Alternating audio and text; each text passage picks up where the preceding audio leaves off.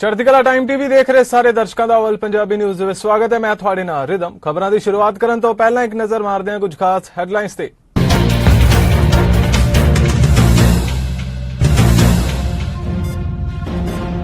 ਵਲੋਦੀਮੀਰ Zelensky ਨੇ ਚੀਨ ਤੋਂ ਸਮਰਥਨ ਦੀ ਜਤਾਈ ਉਮੀਦ, ਕਿਹਾ ਸਾਡੇ ਪੱਖ 'ਚ ਹੋਵੇ ਚਾਈਨਾ ਪੀਪਲਜ਼ ਰਿਪਬਲਿਕ। श्रीलंका 'ਚ ਹੋਰ ਪ੍ਰਭਾਵੀ ਹੋਇਆ ਆਰਥਿਕ ਸੰਕਟ, ਜਨਤਕ ਐਮਰਜੈਂਸੀ ਦਾ ਕੀਤਾ ਗਿਆ ਐਲਾਨ।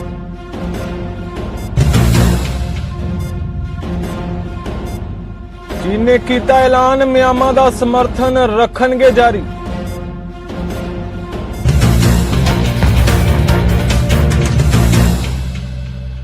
ते हुण खबरां विस्तार नाल। यूक्रेन के राष्ट्रपति वलोदीमीर ज़ेलेंस्की ने रूस नाल जारी संघर्ष दरमियान चीन तो समर्थन मिलण की उम्मीद जताई है।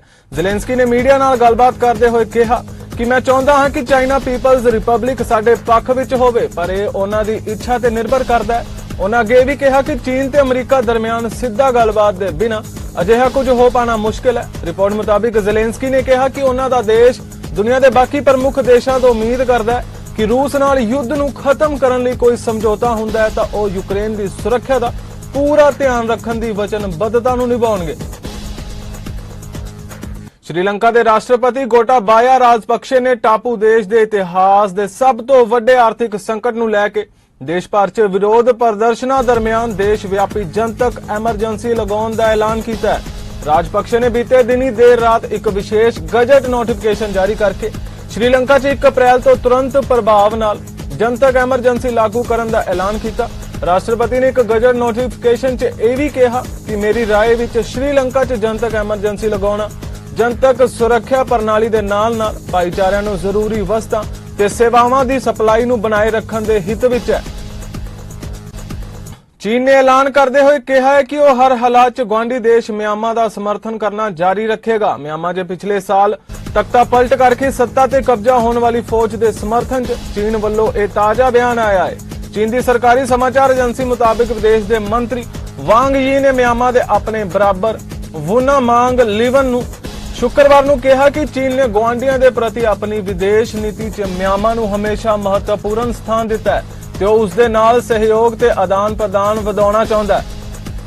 ਕੈਨੇਡਾ ਰੱਖਿਆ ਮੰਤਰੀ ਅਨੀਤਾ ਆਨੰਦ ਵੱਲੋਂ ਪਾਰਲੀਮੈਂਟ ਹਿੱਲ ਤੇ ਪੱਤਰਕਾਰਾਂ ਨਾਲ ਗੱਲਬਾਤ ਕੀਤੀ ਗਈ। ਅਨੀਤਾ ਆਨੰਦ ਵੱਲੋਂ ਕੈਨੇਡਾ ਦੇ ਫੌਜੀ ਖਰਚਿਆਂ ਤੇ ਨੈਸ਼ਨਲ ਡਿਫੈਂਸ ਸਟਾਫ ਦੇ ਸਾਬਕਾ ਚੀਫ ਜੋਨਾਥਨ ਵੈਂਸ ਦੁਆਰਾ ਨਿਆਂ 'ਚ ਰੁਕਾਵਟ ਪਾਉਣ ਲਈ ਦੋਸ਼ੀ ਦੀ ਅਪੀਲ ਬਾਰੇ ਚਰਚਾ ਕੀਤੀ ਤੇ ਨਾਲ ਹੀ ਰੂਸ ਤੇ ਯੂਕਰੇਨ ਵਿਚਾਲੇ ਬਣੇ ਹੋਏ ਤਣਾਅਪੂਰਨ ਹਾਲਾਤਾਂ ਤੇ ਵੀ ਚਰਚਾ ਕੀਤੀ ਗਈ। It would be inappropriate for me to comment on an individual defendant and on this particular case. But I will say that the integrity of our leaders must be beyond reproach. And my job as minister is to build the Canadian Armed Forces where everyone who puts on a uniform can feel safe and respected and protected every single day when they're doing the work for our country that they signed up to do and for which we are so grateful at Brussels, at NATO last week, that we will continue to increase defence spending, and we are engaged in a budgetary process right now, and that process needs to take its course, and as we know we will see a budget on April 7th. But I think we also have to remember that Canada's contribution militarily must be recognised, not only in terms of our NATO commitments, but also in terms of our commitment to the current crisis in Ukraine. We are working very hard to ensure that we support our NATO commitments in kind. We have recently increased, indeed doubled, our person commitment in terms of Operation Reassurance. We are there on land, at sea, and in the air for NATO, and I am working on a robust modernization package for NORAD that will ensure that we continue. Canada ਦੇ ਇਮੀਗ੍ਰਾਂਟਸ working professional ਵੱਲੋਂ Canadian experiences classes ਦੇ ਨੰਬਰਾਂ ਦੀ ਉਡੀਕ ਜਾਰੀ ਹੈ, ਜਿਨ੍ਹਾਂ ਦੇ ਅਖੀਰਵਾਰ points ਸਤੰਬਰ 'ਚ ਕੱਢੇ ਗਏ ਸੀ। ਕੁਝ ਵਰਕਿੰਗ ਪ੍ਰੋਫੈਸ਼ਨਲਸ ਨੇ ਆਪਣੀ ਸਮੱਸਿਆਵਾਂ ਸਾਂਝੀਆਂ ਕੀਤੀਆਂ ਤੇ ਸਰਕਾਰ ਤੋਂ ਮਦਦ ਦੀ ਵੀ ਅਪੀਲ ਕੀਤੀ। ਕਰੰਟ ਸਿਚੁਏਸ਼ਨ ਇਹ ਬਣ ਚੁੱਕੀ ਹੈ ਕਿ ਮੇਰਾ ਵਰਕ ਪਰਮਿਟ ਜਿਵੇਂ ਦਸੰਬਰ ਦੇ ਵਿੱਚ ਐਕਸਪਾਇਰ ਹੋਏਗਾ ਤੇ ਉਦੋਂ ਤੱਕ ਜੇ ਕੋਈ ਵੀ ਇਹਨਾਂ ਨੇ ਸੀਈਸੀ ਦੇ ਡਰਾਜ਼ ਨਾ ਕੱਢੇ ਤਾਂ ਫਿਰ ultimately I won't have any other option apart from leaving Canada. ਜਦ ਤੱਕ ਓਨਟਾਰੀਓ ਪੀਐਨਪੀ ਦੇ ਅੰਡਰ ਕੋਈ ਡਰਾਸ ਨਹੀਂ ਆਉਂਦੇ ਤਾਂ ਮੈਂ कुछ नहीं कर सकती। मेरी ऑलरेडी प्रोफाइल पूल दे विच है। ड्रॉस भी नहीं हो रहे हैं और हमें एक्सटेंशन भी नहीं दिया जा रहा है। सितंबर 2020 ਦੇ ਬਾਅਦ ਇਹਨਾਂ ਨੇ ਕੋਈ ਵੀ IRCC ਨੇ ਕੋਈ ਵੀ CEC ਦੇ ਡਰਾਜ਼ ਨਹੀਂ ਉਹ ਕੱਢੇ ਤੇ ਜਿਸ ਨਾ ਹੀ ਅਗਲੇ ਆਉਣ ਵਾਲੇ ਟਾਈਮ ਦੇ ਵਿੱਚ ਉਮੀਦ ਹੈ ਇਹਨਾਂ ਤੋਂ ਲੱਗ ਰਿਹਾ ਕਿ ਵੀ CEC ਦੇ ਡਰਾਜ਼ ਨਹੀਂ ਕੱਢਣਗੇ। CEC ਵਾਸਤੇ ਤੇ ਫੈਡਰਲ ਸਕਿਲਡ ਵਰਕਰ ਵਾਸਤੇ ਐਲੀਜੀਬਲ ਆ ਤੇ ਬਟ ਕਿਉਂਕਿ ਸਪਟੈਂਬਰ ਦੇ ਵਿੱਚ IRCC ਨੇ ਕੋਈ ਵੀ ਡਰਾਜ਼ ਨਹੀਂ ਕੱਢੇ ਹੈ ਤੇ ਇਸ ਕਰਕੇ ਮੈਨੂੰ ਡਰ ਹੈ ਕਿ ਮੈਂ ਆਊਟ ਆਫ ਸਟੇਟਸ ਨਾ ਹੋ ਜਾਵਾਂ ਕਿਉਂਕਿ ਮੇਰਾ ਵਰਕ ਪਰਮਿਟ May 30 ਨੂੰ ਐਕਸਪਾਇਰ ਹੋ ਰਿਹਾ ਹੈ ਤੇ ਮੈਨੂੰ ਨਾ ਚਾਹੁੰਦੇ ਹੋਏ ਵੀ ਆਪਣੀ ਜੌਬ ਛੱਡਣੀ ਪਏਗੀ जो मैं नहीं चाहती। हम we are a little bit lucky because हमारे पास एटलीस्ट और कुछ महीने का वर्क परमिट अवेलेबल है, but so many other people जिनका वर्क परमिट एक्सपायर हो गया है उन्हें पता नहीं वो वापस घर जाएं कि वेट करें ड्रॉ के लिए, कमा नहीं पा रहे हैं, they are not able to sustain themselves. So it's a very एक बहुत ही अनसर्टेनिटी में हमें पुश कर दिया गया है। नहीं तो बोल दो कि ड्रॉ नहीं है, वी कैन हम उसके मुताबिक अपना डिसीजन लेंगे, या बोलो कि एक्सटेंशन दोगे वर्क परमिट का, या बोलो कि CEC रेज्यूम करेंगे, बट एकदम zero transparency with how the government has been working, and that is essentially the problem जो मैं और other people like me we are facing. You know, when we contact IRCC or when we look online or when we contact consultants, they ask us to obtain an LMI, which is really difficult when you're in a province such as Ontario. So it's not as easy to service an LMI because it's going to cost your employer. And unfortunately, I had to leave my job in January, and I'm unemployed since then. It's a request to the government to be transparent in their policies and let us grow in our careers, you know, so that we can also contribute in the future in the economy.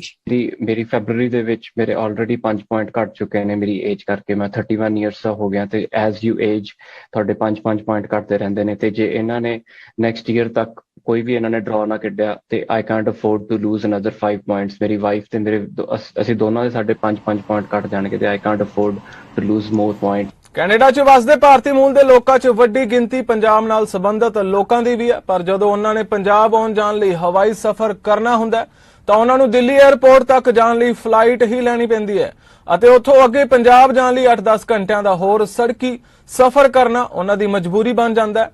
ਅਜਿਹੇ ਹਾਲਾਤ ਤੋਂ ਛੁਟਕਾਰਾ ਪਾਉਣ ਲਈ ਬਹੁਤੇ ਸਾਰੇ ਲੋਕ Amritsar airport ਲਈ ਸਿੱਧੀ ਫਲਾਈਟ ਚੱਲਣ ਲਈ ਜ਼ੋਰ ਪਾ ਰਹੇ ਨੇ, ਪਰ ਅਜੇ ਤੱਕ ਕਿਸੇ ਵੀ 에ਅਰਲਾਈਨ ਨੇ ਪੱਲਾ ਨਹੀਂ ਫੜਿਆ। ਦਿੱਲੀ ਟੋਰਾਂਟੋ ਸਾਰਿਆਂ ਨੂੰ ਬਿਜ਼ੀਐਸਟ ਰੂਟ ਹੈ ਵਰਲਡ ਦਾ। 6 ਲੱਖ ਲੋਕਾਂ ਨੇ ਇੱਕ ਸਾਲ 'ਚ ਟਰੈਵਲ ਕੀਤਾ, ਕੈਨ ਯੂ ਬਲੀਵ ਦੈਟ? ਤੇ 3 ਕੇ 4 ਲੱਖ ਲੋਕਾਂ ਨੇ ਵੈਨਕੂਵਰ ਟਰੈਵਲ ਕੀਤਾ, ਦਿੱਲੀ ਵੈਨਕੂਵਰ ਰੂਟ ਤੇ। 40 ਘੰਟੇ ਲੱਗਦੇ ਸਾਨੂੰ ਉੱਥੇ, ਸੱਤ ਮੁੜ ਕੇ ਹਿੱਲ ਵੀ ਨਹੀਂ ਹੁੰਦਾ, ਬਹੁਤ ਔਖੇ ਹੁੰਦੇ ਆ ਦਿੱਲੀ ਜਾਣ ਲਈ, ਬਹੁਤ ਤੰਗੀ ਆਉਂਦੀ ਸਾਨੂੰ ਸਿੱਧੀ ਫਲਾਈਟ ਅੰਮ੍ਰਿਤਸਰ ਲੱਗਣੀ ਚਾਹੀਦੀ ਆ ਕਿਉਂਕਿ ਜਿਹੜਾ ਦਿੱਲੀ ਜਾਂਦੇ ਆ ਉੱਥੇ ਦਾ ਸਫ਼ਰ ਬਹੁਤ, ਸਾਨੂੰ ਇੱਥੇ ਨੂੰ ਆਉਂਦੇ ਆ ਜਦੋਂ ਤਾਂ ਵੀ ਸਾਨੂੰ 5-6 ਘੰਟੇ ਸਾਡੇ ਵੇਸਟ ਹੁੰਦੇ ਆ ਤੇ ਜਦੋਂ ਉਧਰੋਂ ਜਾਈਦਾ ਜਾਂ ਆਈਦਾ ਸਾਡੇ ਜਿਹੜੀ ਉਹ ਜਿਹੜੇ 6-7 ਘੰਟੇ ਦਿੱਲੀ ਦਾ ਟ੍ਰੈਫਿਕ ਲਾ ਲਾ ਹੋਰ ਲਾ ਲਾ, ਨਾਲੇ ਬਾਟ ਵਾਧੂ ਦੀ ਨਾਲੇ ਟਾਈਮ ਵਾਧੂ ਦਾ ਸਾਰਾ ਇੱਥੇ ਹੋਣੀ ਚਾਹੀਦੀ ਹੈ ਜੀ ਅੰਮ੍ਰਿਤਸਰ। ਇੰਡੋ ਕੈਨੇਡੀਅਨ ਬੱਸਾਂ ਜਿਹੜੀਆਂ ਹੈਗੀਆਂ, ਕਈ ਬੱਸਾਂ ਤਾਂ ਹੈਗੀਆਂ ਚੰਗੀਆਂ ਤੇ ਕਈ ਬੱਸਾਂ ਹੈਗੀਆਂ ਉਹਨਾਂ ਦੇ ਹਾਲਾਤ ਕਾਫੀ ਮਾੜੇ ਆ, ਫਿਰ ਤੁਹਾਨੂੰ 8-9 ਘੰਟੇ ਜਿਹੜੇ ਲੱਗਣੇ ਆ ਉਹ ਬੰਦੇ ਦੀ ਉੱਦਾਂ ਬੱਸ ਕਰਾ ਦਿੰਦੀ ਆ ਤੇ ਅੰਮ੍ਰਿਤਸਰ ਹੋਵੇਗਾ ਤੇ ਆਪਣੇ 2.5-3 ਘੰਟੇ 'ਚ ਆਪਣੇ ਘਰੋਂ ਘਰੀ। ਕਿਉਂਕਿ ਕਈ ਵਾਰ ਇਦਾਂ ਵੀ ਹੁੰਦਾ ਆ ਜਿਨ੍ਹਾਂ ਨੇ ਦਿੱਲੀ ਤੋਂ ਅੰਮ੍ਰਿਤਸਰ ਦੀ ਲੋਕਲ ਫਲਾਈਟ ਬੁੱਕ ਕੀਤੀ ਹੁੰਦੀ ਆ, 8-8 ਘੰਟੇ ਦੀ ਲੇਓਵਰ ਹੁੰਦੀ ਆ, ਉਹੀ ਜੇ $200-300 ਵੱਧ ਇੱਥੋਂ ਹੀ ਚਾਰਜ ਕਰਕੇ ਸਿੱਧਾ ਡਾਇਰੈਕਟ ਅੰਮ੍ਰਿਤਸਰ ਉਤਰਿਆ ਜਾਵੇ, ਕਿਉਂਕਿ ਮੋਸਟਲੀ ਪੰਜਾਬ ਦੇ ਲੋਕ ਹੀ ਨੇ ਜਿਹੜੇ ਜਾਂਦੇ ਨੇ ਇੰਡੀਆ ਨੂੰ, ਇੱਥੋਂ ਆਪਣੇ ਦਿੱਲੀ ਤਾਂ ਕੋਈ ਘੱਟੇ ਹੀ ਹੁੰਦਾ ਆ, ਸਾਰੇ ਜਾਂਦੇ ਨੇ ਤੇ ਬੱਚਿਆਂ ਦੇ ਨਾਲ ਬਹੁਤ ਔਖਾ ਜੀ। ਦਿੱਲੀ ਤੋਂ ਪੰਜਾਬ ਦਾ ਰਸਤਾ ਹੈ ਨਾ, ਇਹ ਬਹੁਤ ਰਸ਼ ਹੋ ਗਿਆ, ਉਹਦੇ 'ਚ ਕਈ ਐਕਸੀਡੈਂਟ ਹੁੰਦੇ ਇੱਥੋਂ ਜਿਹੜੇ ਜਾਂਦੇ ਆ ਲੋਕੀ, ਇਸ ਵਾਸਤੇ ਅੰਮ੍ਰਿਤਸਰ ਫਲਾਈਟ ਉਤਰਨੀ ਚਾਹੀਦੀ। 14,000 ਸਾਡੇ ਆਨਲਾਈਨ ਸਿਗਨੇਚਰ ਹੋਏ ਸੀ, ਉਸ ਤੋਂ ਇਲਾਵਾ 5,000 ਦੇ ਕਰੀਬ ਲੋਕਾਂ ਨੇ ਪੇਪਰ ਸਿਗਨੇਚਰ ਕਰਕੇ ਛੋਟੇ ਸ਼ਹਿਰਾਂ ਤੋਂ, ਜਿੱਦਾਂ ਮੈਨੂੰ ਪ੍ਰਿੰਸ ਜੌਰਜ ਤੋਂ ਕਾਲ ਆਈਆਂ, ਟੈਰਸ ਤੋਂ ਵੀ ਕਾਲ ਆਈਆਂ, ਉੱਥੋਂ ਵੀ ਲੋਕਾਂ ਨੇ ਸਿਗਨੇਚਰ ਕਰਕੇ ਭੇਜੇ ਸੀ। ਇਹ 에ਅਰਲਾਈਨ ਦੀ ਹੁੰਦੀ ਹੈ। ਜਦੋਂ ਵੀ 에ਅਰਲਾਈਨਰ ਰਿਕੁਐਸਟ ਕਰਦੀਆਂ ਹੁੰਦੀਆਂ ਕਿ ਅਸੀਂ ਆਹ ਰੂਟ ਲੈਣਾ ਚਾਹੁੰਦੇ ਹਾਂ। ਓਰੀਜਨਲੀ ਵੀ ਰੂਟ ਜਿਹੜੇ ਬਣੇ ਸੀਗੇ 에ਅਰ ਕੈਨੇਡਾ ਦੇ ਡਾਇਰੈਕਟ ਦਿੱਲੀ ਨੂੰ ਜਾਂ ਮੁੰਬਈ ਨੂੰ ਵੈਨਕੂਵਰ ਤੋਂ ਜਾਂ ਟੋਰਾਂਟੋ ਤੋਂ, ਉਹ ਕੈਨੇਡੀਅਨ 에ਅਰਲਾਈਨਰ ਨੇ ਰਿਕੁਐਸਟ ਕੀਤਾ ਸੀਗਾ ਕਿ ਅਸੀਂ ਉਹ ਰੂਟ ਚਾਹੁੰਦੇ ਹਾਂ, ਤਾਂ ਉਹ ਰਿਕੁਐਸਟ ਨੂੰ ਸਵੀਕਾਰ ਕਰਦਿਆਂ ਕੈਨੇਡੀਅਨ ਗਵਰਨਮੈਂਟ ਨੇ ਉਹ ਟਾਕਸ ਇੰਡੀਆ ਦੇ ਨਾਲ ਕੀਤਾ। ਤੇ 에ਅਰ ਇੰਡੀਆ ਨੇ ਹੁਣ ਅੰਮ੍ਰਿਤਸਰ ਲੰਡਨ ਹੀਥਰੋ, ਜਿਹੜੀ ਕਿ ਫਲਾਈਟ ਪਹਿਲਾਂ ਨਹੀਂ ਸੀ ਕੋਵਿਡ ਤੋਂ ਪਹਿਲਾਂ, ਉਹਨਾਂ ਨੇ ਹੁਣ 3 ਦਿਨ ਅੰਮ੍ਰਿਤਸਰ ਤੋਂ ਫਲਾਈਟ ਜਿਹੜੀ ਹੈ ਲੰਡਨ ਹੀਥਰੋ ਲਈ ਆਪਰੇਟ ਸ਼ੁਰੂ ਕਰ ਦਿੱਤੀ ਹੈ 27 ਮਾਰਚ ਤੋਂ। So it's a very good development. Singapore ਨੇ ਫਿਰ ਤੋਂ ਸਿੰਗਾਪੁਰ ਵੈਨਕੂਵਰ ਫਲਾਈਟ ਸ਼ੁਰੂ ਕਰ ਦਿੱਤੀ ਹੈ ਤੇ ਉੱਥੋਂ ਸਿੰਗਾਪੁਰ ਤੋਂ ਅੰਮ੍ਰਿਤਸਰ ਉਹਨਾਂ ਦੀ ਲੋ ਕਾਸਟ ਕੈਰੀਅਰ ਹੈ ਸਕੂਟ 에ਅਰਲਾਈਨਸ, ਉਹ ਆਪਰੇਟ ਕਰ ਰਹੀ ਹੈ ਅੰਮ੍ਰਿਤਸਰ ਤੋਂ। ਇਸੇ ਤਰ੍ਹਾਂ ਕਤਰ ਨੇ ਵੀ ਜਿਸ ਤਰ੍ਹਾਂ ਸਿਆਟਲ ਦੀ ਫਲਾਈਟ ਸ਼ੁਰੂ ਕੀਤੀ ਹੈ, ਸਿਆਟਲ ਤੋਂ ਤੁਸੀਂ ਆਰਾਮ ਨਾਲ ਵੈਨਕੂਵਰ ਤੋਂ ਵੀ ਆ ਸਕਦੇ ਜੇ।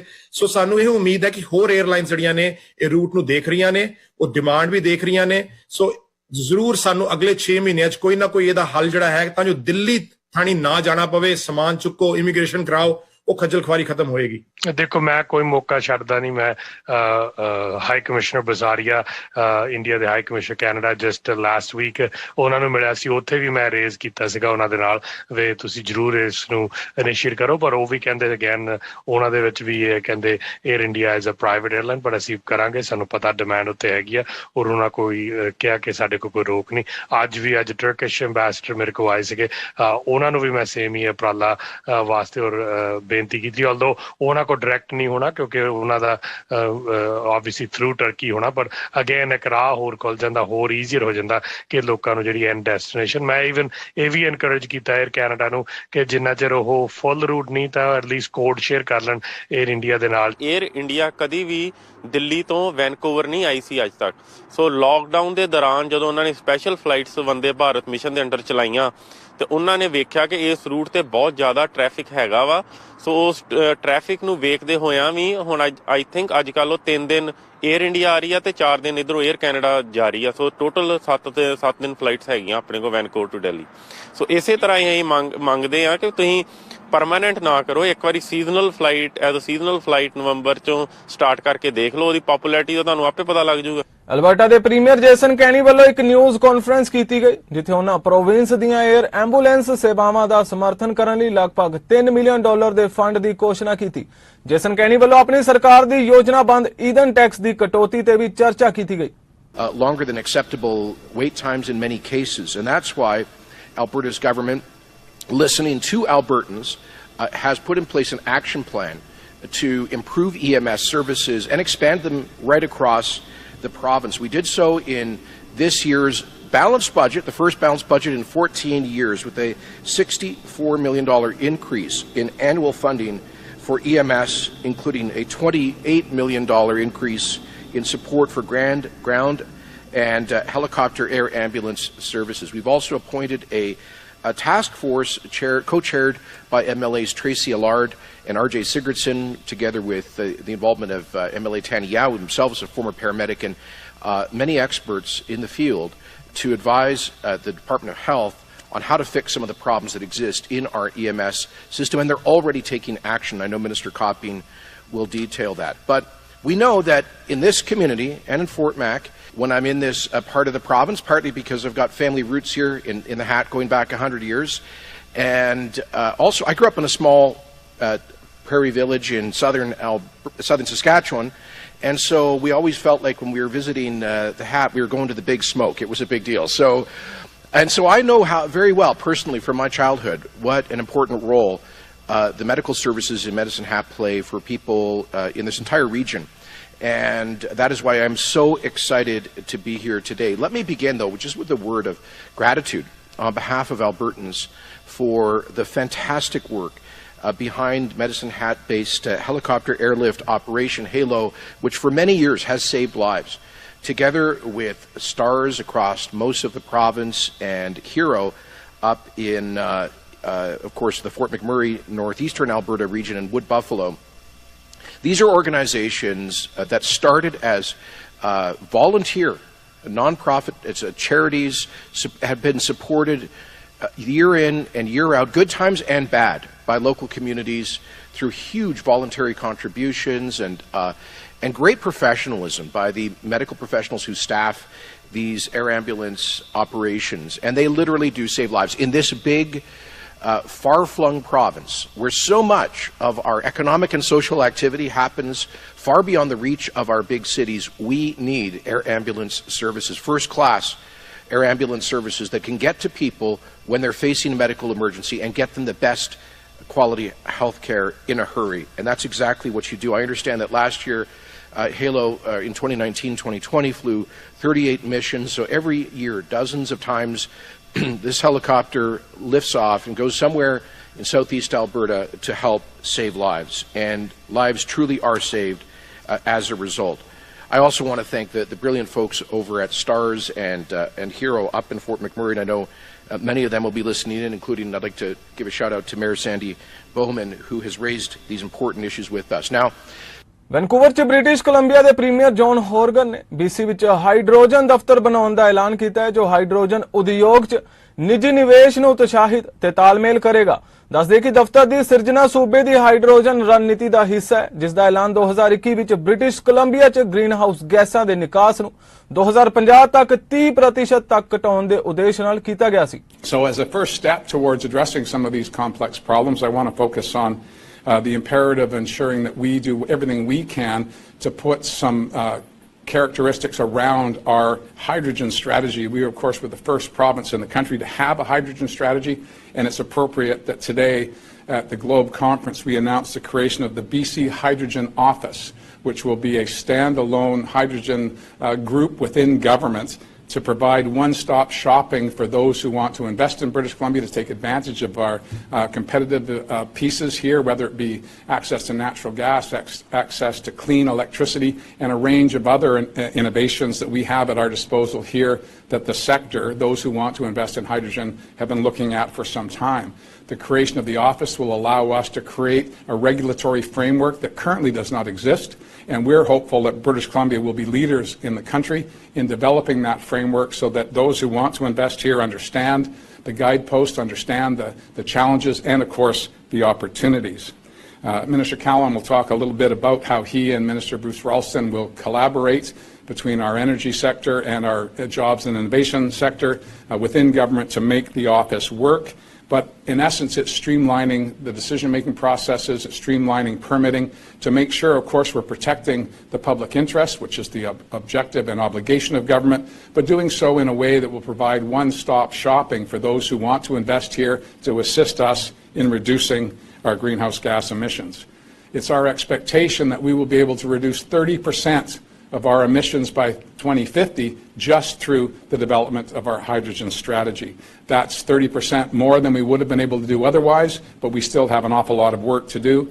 Minister Heyman is charged with managing that going forward. Our targets of 2030, our targets of 2050 are not only transparent and available for all to see, but we're accountable for those in the legislature at various points throughout the year. And I'm very proud of the work that we have done to create one of the most dynamic climate plans on the continent and indeed in some instances around the world. The BC Hydrogen Office will, of course, aid projects and coordinate their proposals to make sure that we're stacking things up and we're doing it in a way that allows us to use our competitive advantages. We certainly currently have a surplus of clean, green electricity, but as we electrify our economy further, we're going to see a requirement for more clean energy, and that, again, is an advantage we have here in British Columbia because of our clean tech sector. Our history of using hydrogen fuel cells and other battery technologies, again, puts British Columbia in an enviable place as we build on our strong climate policies, our proximity to critical markets, and, of course, our highly skilled workforce. So with that, I'll ask, and also how our Stronger BC economic plan fits in. Immigration ਮੰਤਰੀ scene Fraser ਵੱਲੋਂ ਪ੍ਰਸ਼ਨ ਕਾਲ ਤੋਂ ਪਹਿਲਾਂ ਪੱਤਰਕਾਰਾਂ ਦੇ ਨਾਲ ਗੱਲਬਾਤ ਕੀਤੀ ਗਈ ਜਿੱਥੇ ਉਹਨਾਂ ਰੂਸ ਤੇ ਯੂਕਰੇਨ ਵਿਚਾਲੇ ਬਣੇ ਹੋਏ ਤਣਾਅਪੂਰਨ ਹਾਲਾਤਾਂ ਤੇ ਚਰਚਾ ਕੀਤੀ ਤੇ ਨਾਲ ਹੀ ਯੂਕਰੇਨੀ ਤੇ ਅਫਗਾਨ ਸ਼ਰਨਾਰਥੀਆਂ ਨੂੰ ਮੁੜ ਵਸਾਉਣ ਲਈ ਸੰਘੀ ਸਰਕਾਰ ਦੇ ਯਤਨਾਂ ਬਾਰੇ ਵੀ ਚਰਚਾ ਕੀਤੀ। Formal announcements, but there's a couple of pretty big milestones that we've hit on Ukraine, on Afghanistan, and more broadly on the processing of immigration cases, which I know has been an issue outside of these humanitarian crises. I do just want to say, yesterday I had an extraordinary experience that is going to stick with me for a very long time.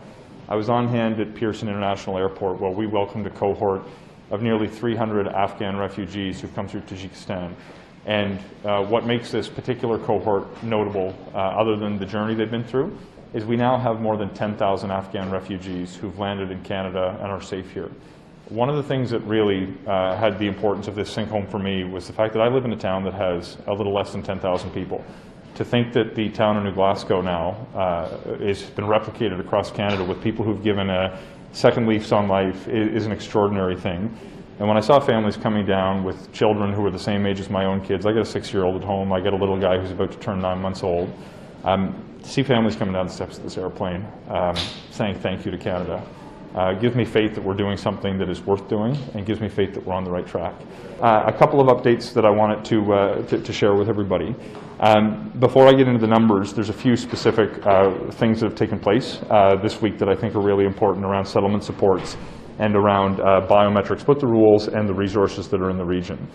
So on biometrics, I wanted to let folks know that we've been moving additional supports into the region to follow migration patterns. We're seeing more volumes in certain areas and are setting up new teams with new units. We're working with provinces and territories that are talking about setting up presences on the ground to further facilitate the Canadian effort. We've seen in the past seven days, 12,000 biometrics appointments completed in Europe right now. One of the things that's both challenging but in a lot of ways working well is that when we do see an influx of people who are showing up in Warsaw, we're able to move more people and more biometrics kits into Warsaw. When we see now the second busiest location in the last couple of days is Berlin, which didn't necessarily jive with what we expected to see, we're able to now move additional people and biometrics units to Berlin. We've got additional resources landing in Bucharest and Bratislava and Vienna and Warsaw and Berlin and elsewhere across Europe to continue to have the flexibility to move both the people and the equipment to these different locations. It gives us the ability to process literally in excess of 10,000 people in a week. On the biometrics requirements, we've been working with folks who know something about security. What we've realized is there's certain low-risk cohorts that we are now eliminating for certain individuals that don't have other flags on their files, for example, that won't be required to do biometrics anymore. Children under 14 didn't need them to begin with. We're expanding that to kids from 14 to 17. We're expanding that to people over the age of 60 years old. And we're expanding that to folks who have a history of travel to Canada as well, that have followed the rules while they were here. NATO ਦੇ ਸਕੱਤਰ general James ਸਟੋਲਟਨਬਰਗ ਨੇ ਕਿਹਾ ਕਿ ਉਹਨਾਂ ਦੀ ਜਾਣਕਾਰੀ ਅਨੁਸਾਰ ਇਸ ਹਫ਼ਤੇ ਦੇ ਸ਼ੁਰੂ 'ਚ ਇਹ ਕਹਿਣ ਦੇ ਬਾਵਜੂਦ ਕਿ ਉਹ ਕੀਵ ਦੇ ਆਲੇ-ਦੁਆਲੇ ਆਪਣੇ ਫੌਜੀ ਕਾਰਵਾਈਆਂ ਨੂੰ ਘਟਾ ਦੇਵੇਗਾ, ਰੂਸ ਪਿੱਛੇ ਨਹੀਂ ਹਟ ਰਿਹਾ, ਪਰ ਯੂਕਰੇਨ ਤੇ ਇਸ ਦੇ ਆਲੇ-ਦੁਆਲੇ ਮੁੜ ਸੰਗਠਿਤ ਤੇ ਪੁਨਰਗਠਿਤ ਕਰ ਰਿਹਾ ਹੈ। ਸਟੋਲਟਨਬਰਗ ਦੁਆਰਾ ਰਸਾਇਣਿਕ ਤੇ ਜੈਵਿਕ ਹਥਿਆਰਾਂ ਦੀ ਸੰਭਾਵੀ ਵਰਤੋਂ ਬਾਰੇ ਪੁੱਛੇ ਜਾਣ ਤੇ ਕਿਹਾ ਕਿ ਇਸ ਕਿਸਮ ਦੇ ਹਥਿਆਰਾਂ ਦੀ ਕਿਸੇ ਵੀ ਕਿਸਮ ਦੀ ਵਰਤੋਂ ਸੰਘਰਸ਼ ਦੀ ਪੂਰੀ ਪ੍ਰਤੀਕਿਰਿਆ ਨੂੰ ਬਦਲ ਦੇਵੇਗੀ ਤੇ ਇਸ ਦੇ ਨਤੀਜੇ ਗੰਭੀਰ ਹੋਣਗੇ। We have heard the recent statements that Russia will scale down military operations around Kiev and in northern Ukraine. But Russia has repeatedly lied about its intentions. So we can only judge Russia on its actions, not on its words, including the recent talks in Turkey, and I will also thank Turkey for hosting those talks.